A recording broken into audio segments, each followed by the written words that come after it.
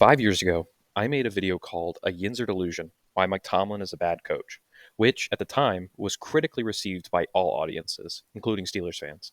In this video, I laid out the case for why Mike Tomlin needed to be fired, what the issues were, and what would continue to occur to this day. People still criticize this position. However, the reality has set in, and the defense of Mike Tomlin is completely indefensible. Everything I said in my original video has come to pass, and now the opinion has been mainstreamed.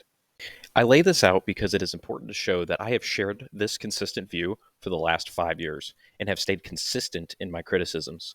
I still stand by everything I said in my original video. Although it wasn't the highest quality, the points still stand to this day. In this video, as a follow-up, I aim to break down and dismantle every single argument for Tomlin's inadequacy, as well as the only two arguments I hear Tomlin defenders still make in a desperate attempt to cover for Tomlin. Let's start with this season. This season, the Steelers were 9-2. Okay. The Steelers were 9-2 after Mike Tomlin made the decision to bench Justin Fields in favor of Russell Wilson. The Steelers soared to a 9-2 record, where they then have lost their last 4 games straight and about to be fifth straight with a first-round exit to Baltimore this Saturday. This is unacceptable for any coach, let alone a guy who has done this year in and year out. You don't have to take my word for it. You can go back and look at any season in recent memory within the last decade since Mike Tomlin's last playoff win. There has been a consistent and persistent failure in the month of December and in the first round of the playoffs, every single time without fail. One of the glaring issues with defending Mike Tomlin having his job still in Pittsburgh and being a great NFL coach in the last 10 years is obviously his playoff record. But I want to shine light on something that hasn't gotten a lot of attention. Would it come to your surprise to hear that after this playoff loss on Saturday against the Baltimore Ravens, Mike Tomlin is only one more playoff loss away from tying Marvin Lewis? Yes, that Marvin Lewis, the one who was notoriously known for being good in the regular season and being a failure in the playoffs and fired by the Bengals and replaced with Zach Taylor. He is 1 game away after losing to the Ravens this Saturday from having the same all-time record in the Super Bowl era as Marvin Lewis with the most consecutive playoff losses. This will be his 6th in a row, and it will have been 8 years since the Steelers have won a playoff game. That's right. 8 years, 6 in a row after this Saturday, 1 away from the all-time record held by Marvin Lewis. Before we move on from this topic of playoff records and losses, I want to point out something that is very relevant to Mike Tomlin's playoff record. I want to talk about the late Marty Schottenheimer, God rest his soul. Marty Schottenheimer famously was fired by the San Diego Chargers in 2006 after having a 14-2 season where he was bounced in the first game of the playoffs. He had lost 5 consecutive playoff games in a row between the Kansas City Chiefs and the San Diego Chargers. He was fired by the Chiefs in 1998, and he was hired by the Washington Redskins in 2001, and subsequently fired that same year after not making the postseason.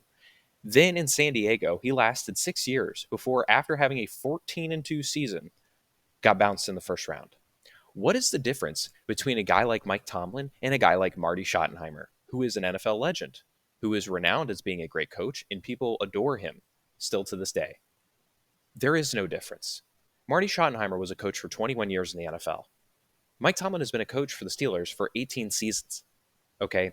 They have very similar playoff paths, and for some reason, Marty Schottenheimer was always given a short leash. For some reason, with Mike Tomlin, he is given the longest leash and is never criticized and is never under the gun and never on the hot seat. Mike Tomlin apologists will hear these arguments and then immediately flip to comparing Mike Tomlin to Bill Cowher as an example of the coach who came before Mike Tomlin who didn't have as much success in the beginning, but then towards the end of his career was able to cap off with a Super Bowl, and there were many years where the Steelers struggled. And they think that this is an apropos enough example to give Mike Tomlin a pass. But I'm about to deconstruct that argument and show you why the comparison is wrong and why Bill Cowher's successes outweigh Tomlin's successes by far. I'd like to take time to look at the differences between these two coaches. No bullshit, just the stats straight up. If you compare their win-loss percentage between the postseason and regular season, Mike Tomlin comes out with a slight edge advantage. Very minimally, but it's an edge nonetheless. We'll give that to him. Mike Tomlin has coached 18 seasons in Pittsburgh. Bill Cowher coached 15 seasons in Pittsburgh. During his entire tenure in Pittsburgh, Cowher was 43-18 against teams with a losing record.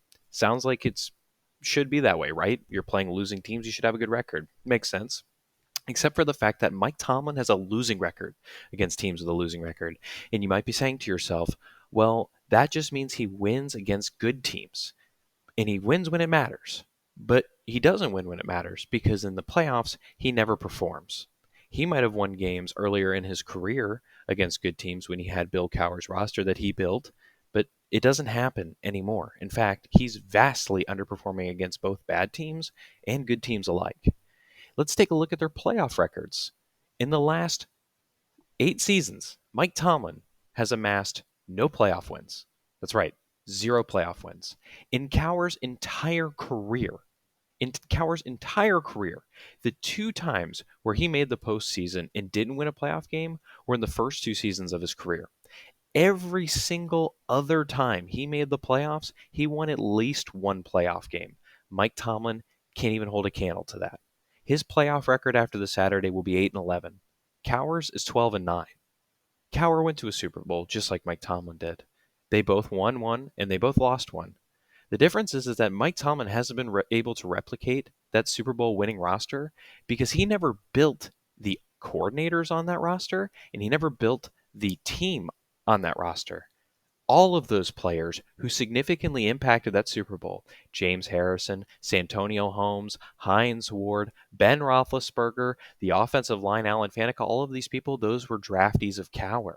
Bruce Arians, the offensive coordinator, Dick LeBeau, the defensive coordinator. Mike Tomlin had nothing to do with those people. And you saw it after the Super Bowl win when the team inevitably collapsed. Looking at the Steelers rosters that Mike Tomlin has inherited and had over the years, people always make the excuse, well, he's just never had the rosters recently. That's why he can't win playoff games. One, that's ridiculous on its face. These teams would go 12-4 and 13-3, and we were renowned for being prolific rosters. You had the Killer Bees all playing at the same time under the best offensive line in the NFL. You had David DeCastro, Alejandro Villanueva, Marquise Pouncey, Ramon Foster. These guys were all Pro Bowlers. And not once after that win against the Chiefs did they win a playoff game. We're talking about losing to the first round of the playoffs against Blake Bortles and the Jaguars at home, being down 28-0 at half. We're talking about losing to the Cleveland Browns in the first round. We're talking about all of these playoff losses. All of these playoff losses go to show that Tomlin has no ability to win when it matters. People also just refuse to acknowledge that other teams have far worse rosters and end up winning playoff games. Does anybody remember when the Jaguars with Doug Peterson were 2-6 a few years ago, came back against the Chargers who were beating their ass in the first half and won the playoff game against them? By the way, again, to reiterate, no one in the NFL in the Super Bowl era has been given a longer leash than Mike Tomlin, except for Marvin Lewis, which is some elite company, by the way, might I add. And, I like to always hear that people make these arguments, especially with regards to a guy like Ben Roethlisberger, who's a first ballot Hall of Famer and statistically one of the best quarterbacks of all time. He's up there with some of the greatest of our generation. And I always hear people think that he isn't as good as people say he was because he never won an NFL MVP. Well, everybody just touts around and talks about Mike Tomlin like he's the best coach to ever grace the Steelers organization, and he's certainly not overrated as hell. But nobody points out that he's never even won Coach of the Year. So I don't want to ever hear about he didn't win DPOY, he didn't win OPOY, he didn't win MVP. Don't use that against the player if you're not going to bring up the fact that Mike Tomlin has never won Coach of the Year, not once. But you know what's funny? Speaking of Marvin Lewis, you know who has won Coach of the Year at least one time? Marvin Lewis did. Marvin Lewis won Coach of the Year. And do I agree with that? Not necessarily, but it is just interesting to point out how people really just like to throw out bullshit, and nobody really talks about the reality of things the way they are.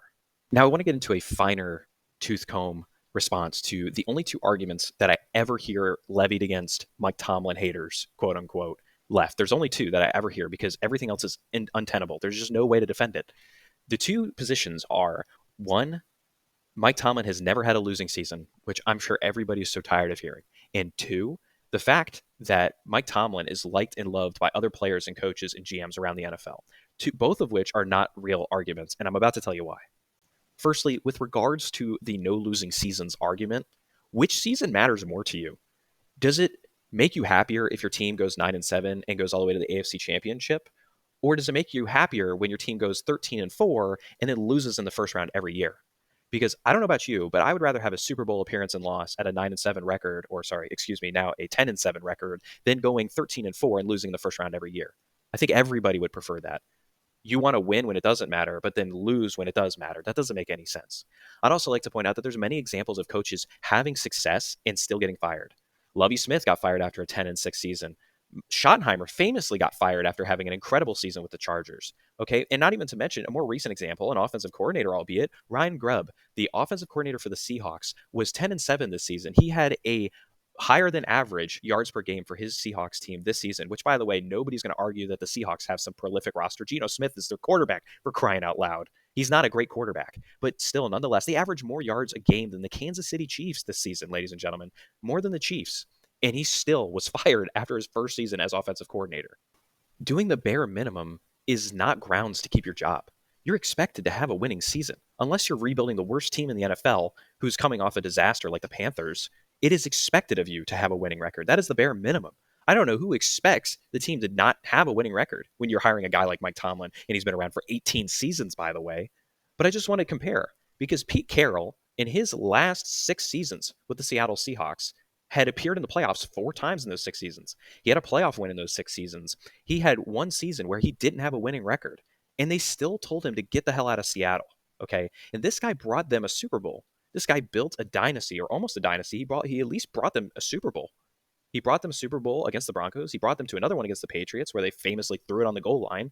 This is a guy who they told to get out. Why? Because he wasn't successful anymore.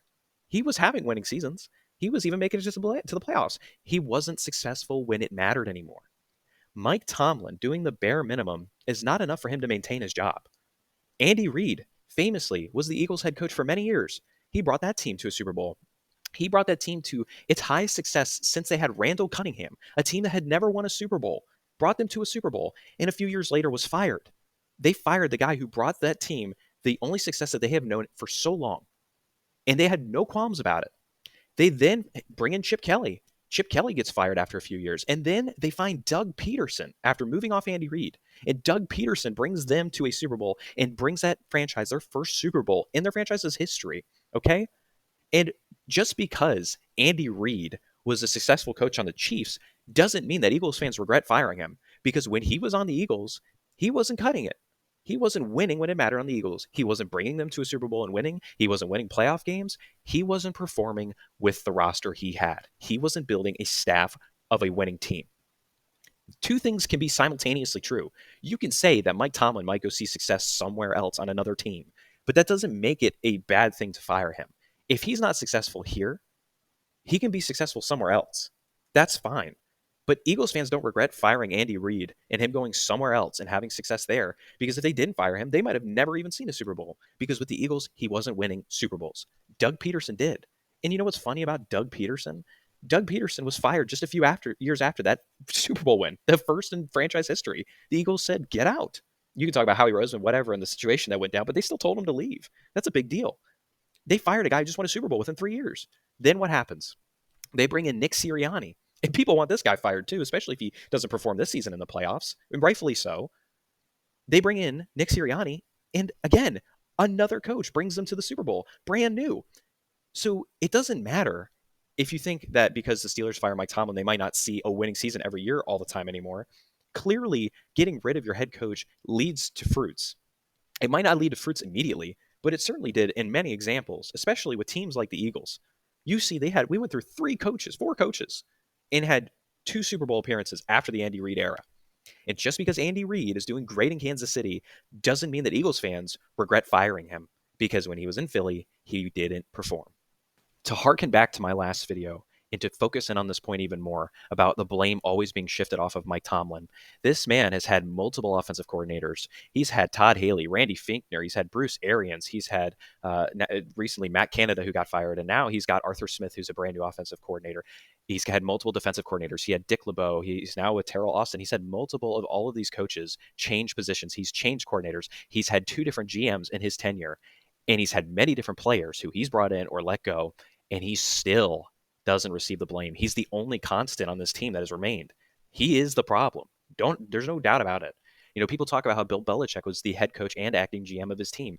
If you think a guy like Mike Tomlin, who has this myth built up about him being a great NFL head coach, and he's been tenured for 18 seasons, one of the longest current active streak of any NFL coach, then if you don't think he's making the decisions on who comes here and who leaves, the acting roles in his coordinator positions, he's the one making the coordinator picks. He's the one picking Russell Wilson to come here. He's the one picking Justin Fields to come here. He's the one bringing all of these people here.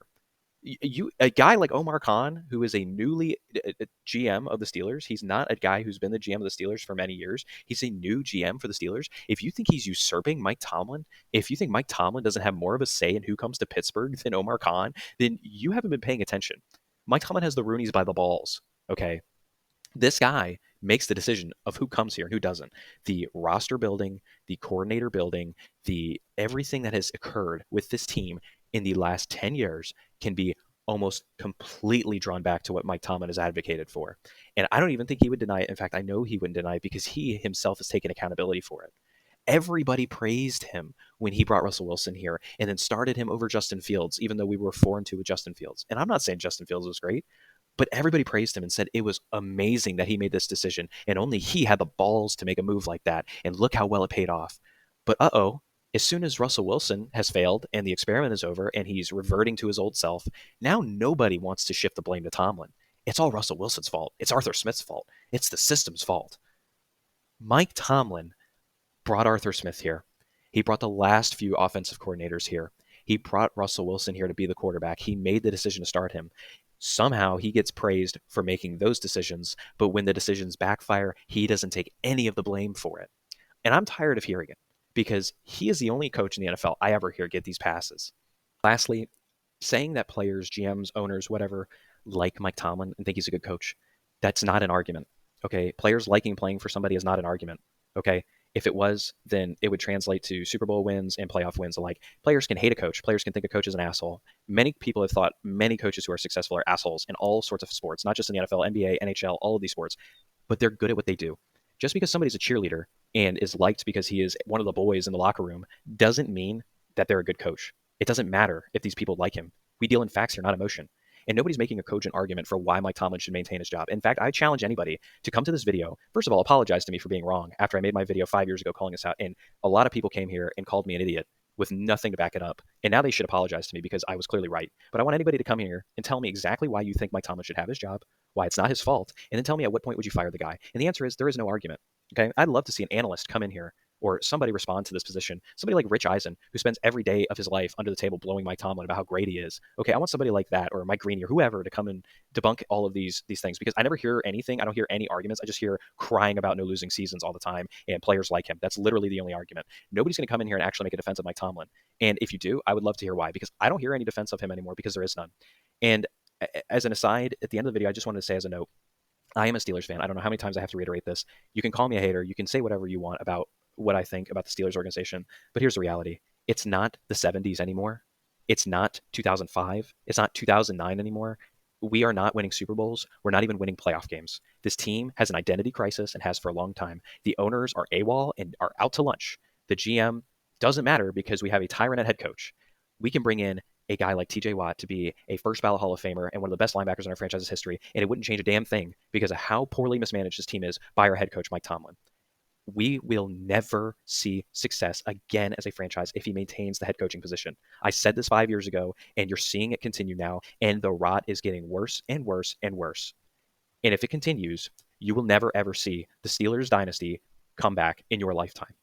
So I would think strongly about any positions you had about defending Mike Tomlin and really grasp with why you think he should still be the head coach, because there is no argument for this man being head coach anymore. There's no argument that makes sense. If you want to have no losing seasons and no playoff wins, then he's your guy. But I don't think fans, the owners, the GMs, the people want to see a guy who does the bare minimum and doesn't win in the playoffs when it matters or bring the team a Super Bowl. This guy is responsible for building his roster. He is the head coach. He is responsible for bringing in his coordinators. He is the head coach. He is responsible for disciplining the team. He is the head coach. Somehow, these responsibilities are totally taken away from Mike Tomlin when the team fails. It's always somebody else's fault. Well, you have nobody else to blame now. It's entirely Tomlin's fault, and he needs to go.